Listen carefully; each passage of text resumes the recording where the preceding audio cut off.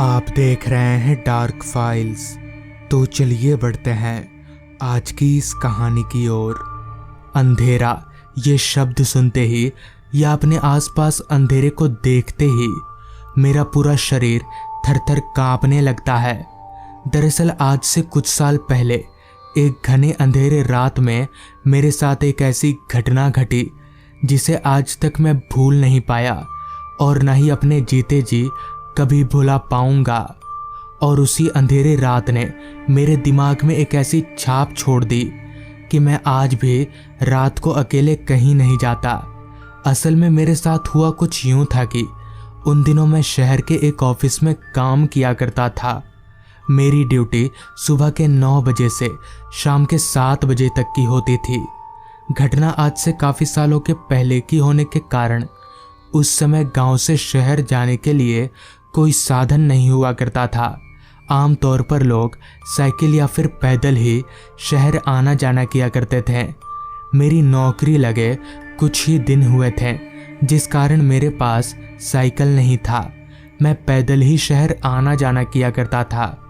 मेरे घर से ऑफिस लगभग 7 से 8 किलोमीटर की दूरी पर था, तो मुझे पैदल आने जाने में अच्छा खासा समय लगता था। खैर, रास्ते के सभी पोलों पर स्ट्रीट लाइट की सुविधा थी, तो मुझे रात के वक्त आने में उतनी परेशानी नहीं हुआ करती थी। दरअसल हुआ कुछ यूं था कि जब एक दिन मैं ऑफिस जाने के लिए सोकर उठा तो सुबह से ही आसमान पर काले बादलों ने अपना डेरा जमा रखा था। उठते ही आसमान पर चारों तरफ छाए काले बादलों को देखकर एक बार तो मैंने सोचा कि आज काम से छुट्टी ले लेता हूँ, मगर ये सोचते ही मुझे बॉस की कल वाली बात याद आ गई। कल बॉस ने मुझसे कहा था कि कल वो नहीं रहेंगे और ऑफिस का सारा काम धाम मुझे ही देखना पड़ेगा, तो मैं आज छुट्टी कैसे कर सकता हूँ। जिसके बाद उदास मन से मैं निकलने की तैयारी करने लगा। नहा धोकर नाश्ता करके ठीक 8 बजे मैं अपने घर से ऑफिस जाने के लिए निकला और ठीक 1 घंटा पैदल चलने के बाद 9 बजे ऑफिस पहुंच गया। ऑफिस में बॉस ना होने के कारण ऑफिस का सारा काम मुझे ही देखना था। साथ ही साथ उस दिन ऑफिस में काम भी काफ़ी ज़्यादा था, तो सारा काम ख़त्म करते करते रात के 7 बज गए।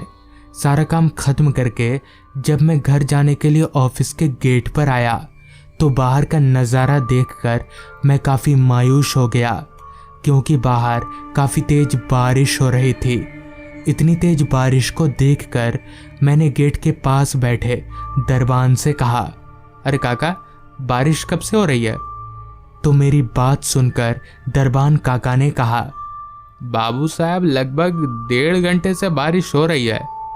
काका के मुंह से ये सुनकर मैं और भी ज़्यादा मायूस हो गया, क्योंकि मैं जिस रास्ते से आना जाना करता था वो रास्ता कच्चा था, तो 1.5 घंटों से बारिश होने का मतलब रास्ते में सभी जगह कीचड़ और पानी जम गया होगा। खैर, अब किया भी क्या जा सकता है। मैं अपनी किस्मत को कोसता हुआ खड़े खड़े बारिश के रुकने का इंतज़ार करने लगा, मगर बारिश लगातार बरसे जा रही थी। सुबह से ही मौसम का हाल देखकर मैं अपने साथ छाता लेकर आया था, मगर बारिश इतनी तेज थी कि मेरा छाता उस मूसलाधार बारिश का सामना नहीं कर सकती थी। इसलिए मैं छाता होने के बावजूद भी बारिश कम होने का इंतज़ार कर रहा था।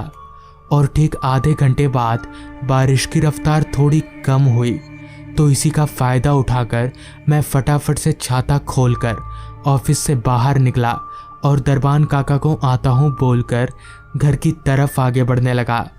बाहर का माहौल एकदम अंधेरे में डूबा हुआ था। साथ ही काफ़ी देर से बारिश होने के कारण बिजली भी गुल थी, तो माहौल और भी ज़्यादा अंधकार में डूब गया था। खैर, मैं किसी तरह अपने छाते को संभालता हुआ घर की तरफ आगे बढ़ने लगा। करीब 15 मिनट पैदल चलने के बाद मैं शहर के रास्ते से अलग गांव के रास्ते पर पहुंचा, तो हर बार की तरह ही किशोरी काका की चाय की दुकान खुली हुई थी।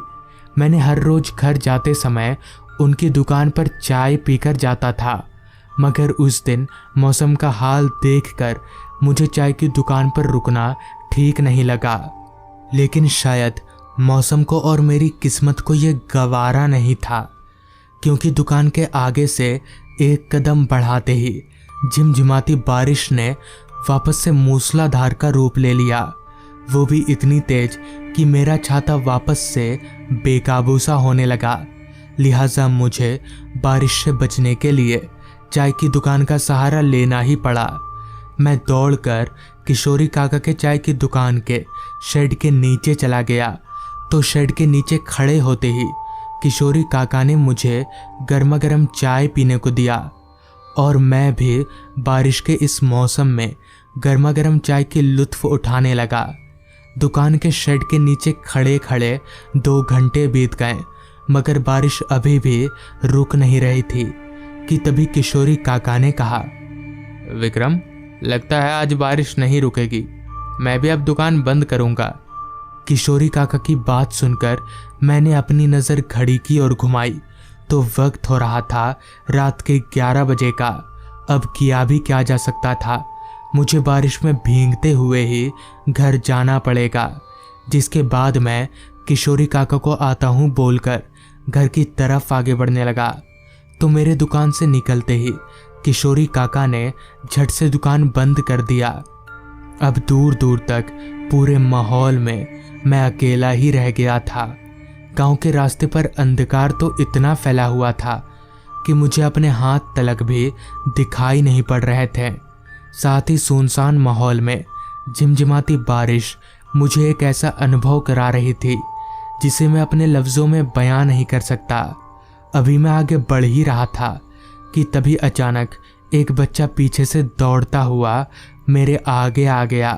तो उस बच्चे को इतनी रात गए बारिश में इस सुनसान रास्ते पर भीगता देख मुझे काफ़ी हैरानी हुई कि भला ये बच्चा इतनी रात गए इस सुनसान रास्ते पर क्या कर रहा है। तो इस पर मैंने उस बच्चे से कहा, अरे बेटा, तुम इतनी रात गए इस बारिश में क्या कर रहे हो? मगर मेरे सवाल का उस बच्चे ने कोई जवाब नहीं दिया। फिर मैंने दोबारा इसी सवाल को उस बच्चे से पूछा, लेकिन इस बार भी उस बच्चे के कान में जू तक ना रेंगी। तो इस बार मैं आगे बढ़कर उस बच्चे के कंधे पर हाथ रखा तो उस बच्चे के कंधे पर हाथ रखते ही मैं चौंक गया, क्योंकि उस बच्चे का शरीर बर्फ के समान ठंडा था। मगर यह कैसे हो सकता है? किसी इंसान का शरीर इतना ठंडा कैसे हो सकता है? अभी मैं ये सोच ही रहा था कि तभी वो बच्चा अचानक मेरी ओर मुड़ा। तो मेरी ओर मुड़ते ही उस बच्चे का चेहरा देखकर मेरे शरीर में खून की जगह करंट दौड़ने लगा और मेरे हाथ पैर कांपने लगे, क्योंकि उस बच्चे का चेहरा किसी इंसान का नहीं बल्कि जानवर का था और उसके मुंह से खून भी टपक रहा था। इतना सब देखने के बाद मैं समझ गया कि ये कोई बच्चा नहीं बल्कि भूत है और अब मैं एक बड़ी मुसीबत में फंस चुका हूँ और शायद अब ये भूत मुझे मार डालेगा। फिर भी मैंने हिम्मत नहीं हारी। मैं हिम्मत जुटाकर वहाँ से भागने लगा। मैं अपनी मौत को अपने पीछे पाकर काफ़ी रफ्तार से भागे जा रहा था। भागते भागते मैंने अपनी नज़र एक दफ़ा पीछे घुमाई तो पीछे वो शैतान हवा में उड़ते हुए मेरी तरफ आ रहा था। अब मैं अपने जीने की उम्मीद खो चुका था और मैंने अपने आप को मरा हुआ मान लिया था कि तभी उस भूत ने हवा में उड़ते हुए मेरा गला पकड़ लिया और मेरा गला इतनी ज़ोर से पकड़ा कि मैं हिल तिलक नहीं पा रहा था। कि तभी मुझे ढूंढते हुए मेरे घर वाले वहाँ आ गए। तो मेरे घर वालों के आते ही वो भूत हवा में धुआं हो गया। तो इस तरह से उस रात मैं मरते मरते बचा। तो दोस्तों, ये थी आज की कहानी। अगर आपको ये कहानी पसंद आई हो तो चैनल को ज़रूर सब्सक्राइब कर लें। तो मैं आपका दोस्त आर्यन जल्द ही मिलूंगा आपसे ऐसी ही एक कहानी के साथ।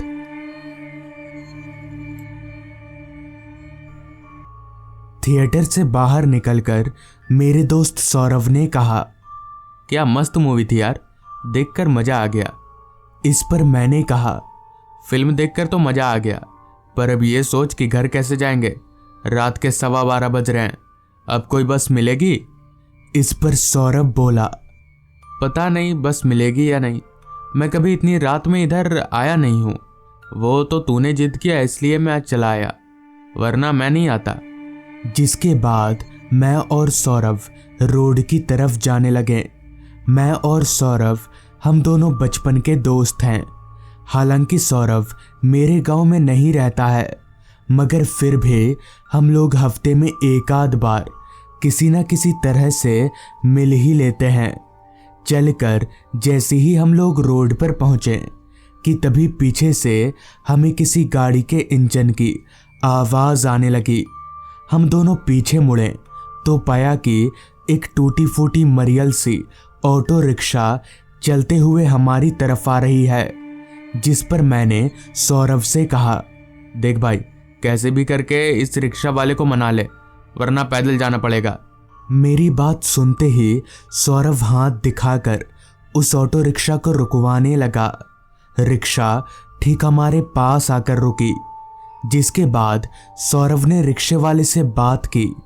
हालांकि पहले पहले तो रिक्शे वाले ने हमें घर तक छोड़ने के लिए साफ तौर पर इनकार कर दिया था, मगर जैसे तैसे पता नहीं कैसे सौरभ ने उस रिक्शे वाले को मना ही लिया। जिसके बाद हम लोग तुरंत रिक्शा में बैठ गए और रिक्शा हमारे गांव की तरफ आगे बढ़ने लगी। रास्ते पर हमारी ऑटो रिक्शा के अलावा ना तो कोई दूसरी गाड़ी दिख रही थी और ना ही कोई इंसान। हालांकि वक्त आधी रात का था, मगर फिर भी शहर के रास्ते पर एक आध लोग तो दिखने चाहिए। खैर, रिक्शा चलती रही। जैसा कि सौरभ मेरे गांव का नहीं था, इसलिए जैसे ही उसका गांव आया, वो ऑटो रिक्शा से उतरकर अपना भाड़ा क्लियर करके अपने घर की तरफ चला गया। उसके जाते ही ऑटो रिक्शा मेरे गांव की तरफ आगे बढ़ने लगी। रात हर पल गहराती जा रही थी। रास्ते पर अभी तक मुझे कोई शख्स नहीं दिखा था। मुझे समझ नहीं आ रहा था कि आखिर आज सारे के सारे लोग गए तो गए कहाँ। मगर फिर मैंने सोचा, ठंड का मौसम है, शायद इसलिए कोई नहीं दिख रहा होगा। मेरा गांव अभी भी काफ़ी दूर था, तो जाहिर सी बात है मुझे वहां पहुंचने में अभी वक्त लगने वाला था। ऊपर से ऑटो रिक्शा इतने धीरे चल रही थी कि कोई बैलगाड़ी भी उस ऑटो रिक्शा को पार करके आराम से आगे निकल सकती थी। रिक्शा की ये सुस्त रफ्तार अंदर ही अंदर मुझे चिढ़ने पर मजबूर कर रही थी, मगर मैं रिक्शे वाले को कुछ बोल भी नहीं सकता था। कहीं नाराज होकर अगर वो मुझे रिक्शा से उतार देगा तो एक अलग ही मुसीबत हो जाएगी, जिस वजह से मैं चुपचाप अपनी सीट पर बस बैठा रहा और अपने गांव के आने का इंतज़ार करने लगा। आधे घंटे का सफ़र लगभग 1 घंटे में पूरा करने के बाद जब ऑटो रिक्शा मेरे गांव में दाखिल हुई, तभी ऑटो ड्राइवर ने रिक्शा रोक दिया। मैंने जब उससे रिक्शा रोकने का कारण पूछा तो उसने कहा, यहीं तक बात हुई थी, बस इससे आगे मैं नहीं जा सकता, आप मुझे अपना भाड़ा दे दो, मुझे घर जाना है। इस पर मैंने कहा, अरे भाई थोड़ा आगे तक छोड़ दो यार, ऐसा क्या करते हो। मगर रिक्शा वाला किसी भी कीमत पर मेरी बात मानने को तैयार ही नहीं था। उसका बस एक ही कहना था कि उसे घर जाना है और उसे अपना भाड़ा चाहिए। जब बहुत विनती करने के बाद भी वो रिक्शा वाला नहीं माना तो मुझे झुकना ही पड़ा, जिसके बाद मैंने उसको अपने हिस्से का बचा कुचा भाड़ा दिया। मुझसे भाड़ा लेकर तुरंत उस रिक्शे वाले ने अपना रिक्शा घुमाया और वापस लौट गया, मगर जाते जाते वो मेरी परेशानी बढ़ाकर गया, क्योंकि जिस जगह पर उसने मुझे उतारा था वहाँ से मेरा घर अभी भी लगभग 2 किलोमीटर जैसा था और अब मुझे 2 किलोमीटर पैदल चलना पड़ेगा। खैर, मेरे पास कोई और चारा तो था नहीं, जिस वजह से ज़्यादा वक्त ना लेते हुए मैंने घर की तरफ चलना शुरू कर दिया। गांव के उस सुनसान रास्ते का हाल भी शहर के उस सुनसान रास्तों की तरह ही था। ना तो मेरे अलावा कोई आदमी नजर आ रहा था और ना ही कोई जानवर। मैंने एक नज़र घड़ी की तरफ देखा तो रात के 1:30 बज रहे थे। एक तो रास्ते पर कोई स्ट्रीट लाइट नहीं थी, ऊपर से उस रात आसमान पर चांद भी नहीं उगा था। शायद वो अमावस की रात थी। वो तो अच्छा हुआ कि मैं अपने साथ एक बैटरी टॉर्च लेकर निकला था, वरना पता नहीं मैं कैसे चल पाता। टॉर्च की रोशनी के सहारे फिलहाल मैं चल ही रहा था कि तभी दूर रास्ते के एक किनारे पर मुझे एक टिमटिमाती लाइट नजर आने लगी। दूर से देखकर ऐसा लग रहा था जैसे किसी ने रास्ते के एक किनारे पर जली हुई मोमबत्ती रख दी हो। मुझे काफ़ी हैरानी हुई, पर चूंकि मुझे उसी रास्ते से होकर जाना था, इसलिए मैं उस रोशनी की ओर रास्ते पर आगे बढ़ने लगा। चलते चलते मैं जब उस रोशनी के करीब पहुंचा तो मेरा अंदाजा एकदम सही निकला। वहां मोमबत्ती तो जल रही थी, लेकिन साथ ही साथ एक आदमी उस मोमबत्ती की रोशनी में जमीन पर चादर बिछाकर कुछ बेच रहा था। मगर क्या, मोमबत्ती की धुंधली सी रोशनी में ठीक से नजर नहीं आ रहा था। चलते चलते मैं बिल्कुल उस आदमी के पास जाकर रुका तो मेरी हैरानगी की कोई सीमा ना रही, क्योंकि वो आदमी मूंगफलियां बेच रहा था। मगर सबसे अजीब बात तो ये थी कि वो आदमी अभी रात के 1:45 बजे दुकान लगा रहा था। हैरान होकर मैंने उस मूंगफली वाले से पूछा, चाचा आप इतनी रात में दुकान क्यों लगा रहे हैं, और कौन खरीदता है आपकी मूंगफलियां इतनी रात में? इस पर उस आदमी ने एक नज़र उठाकर मुझे देखते हुए कहा, मेरे ग्राहक इसी वक्त आते हैं। मुझे काफ़ी हैरानी हुई कि आखिर रात में इससे मूंगफलियां खरीदने कौन आता होगा। खैर, मैंने भी उस आदमी से थोड़ी मूंगफलियां ली और पैसे देकर वहां से आगे बढ़ गया। अभी मैं वहां से 2 कदम आगे बढ़ा ही था कि तभी पीछे से एक आवाज़ आई, भाई साहब जरा मूंगफली खिलाओ यार। आवाज़ सुनकर मैं पीछे पलटा तो मेरे पैरों तले ज़मीन निकल गई, क्योंकि अब एक आदमी मूंगफली वाले से मूंगफलियां खरीद रहा था। अजीब बात ये नहीं थी कि वो आदमी इतनी रात में मूंगफली खरीद रहा था, बल्कि अजीब बात तो ये थी कि उस आदमी का चेहरा आधा कटा हुआ था और साथ ही अब उस मूंगफली वाले का चेहरा भी पूरी तरह से बदल चुका था। वो दोनों किसी इंसान की तरह तो कतई नहीं लग रहे थे। मेरी तो सिट्टी बिट्टी गुल हो चुकी थी। मैं वहां से भागना चाह रहा था, मगर मेरे पैर काम ही नहीं कर रहे थे।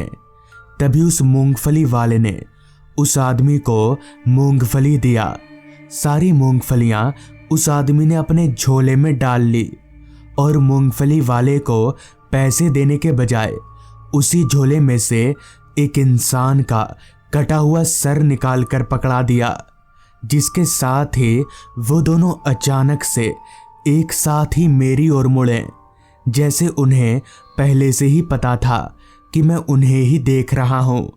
वो दोनों मुझे देखकर जोर जोर से हंसने लगे।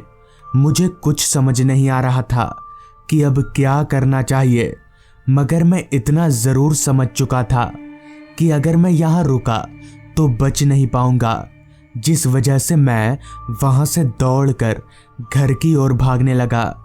भागते भागते मैंने एक दफ़ा पीछे पलट कर देखा तो मैं और भी ज़्यादा घबरा गया, क्योंकि पीछे अब ना तो कोई मूंगफली की दुकान थी, ना कोई मूंगफली वाला और ना ही वो ग्राहक। मगर फिर भी मैं रुका नहीं, भागता रहा। अभी मैं रास्ते पर भाग ही रहा था कि तभी फिर से मुझे सामने की तरफ वही मूंगफली वाला और उसकी दुकान और वही ग्राहक नजर आया। वो दोनों मुझे देखकर अभी भी हंसे जा रहे थे। मैं समझ गया था कि ये हकीकत नहीं बल्कि भ्रमजाल है। ये लोग मुझे इस भ्रमजाल में बस फंसाना चाहते हैं। इसलिए मैं मन ही मन हनुमान चालीसा पढ़ने लगा और सीधे अपने घर पहुंचा। अगली सुबह मैंने जब इस बात का जिक्र लोगों से किया तो पता चला कि दरअसल वो मूंगफली वाला उसी जगह पर चादर लगाकर अपनी मूंगफलियां बेचा करता था। एक दिन जब 2-4 लोग उसके दुकान से मूंगफलियां खरीद रहे थे, तभी एक तेज रफ्तार डंपर ट्रक उसी जगह पर आकर मूंगफली वाले की दुकान में पलट गया। ट्रक के नीचे आकर मूंगफली वाला समेत जो लोग वहां उस वक्त मौजूद थे सारे के सारे मर गए। कहते हैं कि तभी से वो मूंगफली वाला हर रात उसी जगह पर अपनी दुकान लगाता है और उसके सभी भूतिया ग्राहक उससे मूंगफली खरीदने आते हैं। इसलिए रात हो जाने के बाद उस रास्ते से कोई भी नहीं गुजरता। तो दोस्तों, ये थी आज की कहानी। अगर आपको ये कहानी अच्छी लगी हो तो चैनल को ज़रूर सब्सक्राइब कर लें। तो मैं आपका दोस्त आर्यन जल्द ही मिलूंगा आपसे ऐसी ही एक कहानी के साथ।